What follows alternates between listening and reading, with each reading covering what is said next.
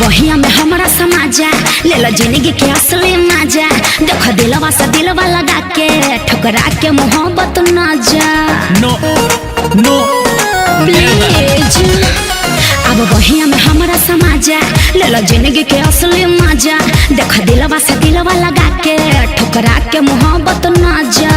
दिले दिले मारे जिंदगी बिगाड़ी मिठाई जोहर हो मोहब्बत। क्या ना कर ना कर हाँ दिल कहे ना कर ना कर ना कर हाँ प्यार ना कर। नशा एकर चढ़े कबो ना उतारे ऐसन ही असर हो मोहब्बत। ना कर ना कर हाँ दिल कहे ना कर ना कर ना कर हाँ प्यार ना कर।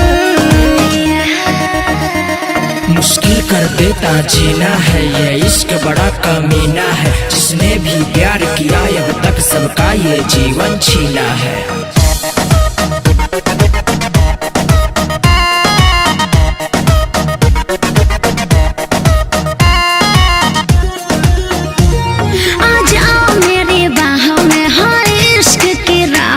डूबाले अपने अंदर ये इश्क है समंदर।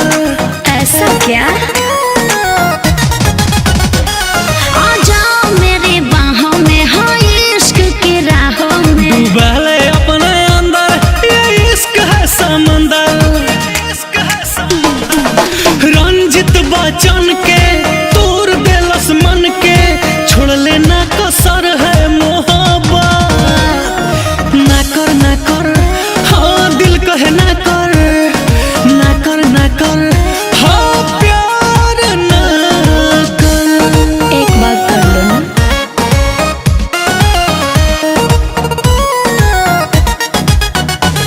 दिल से तू दिल लगा के देखिए दर्द तू जगा के दे। घुट के जीना पड़ता आंसू भी पीना पड़ता।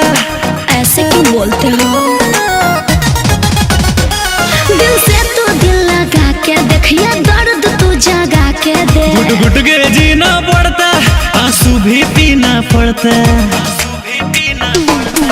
नींद नहीं चैन रोही कोनो रहना ऐसा नहीं कोहर हो मोहब्बत।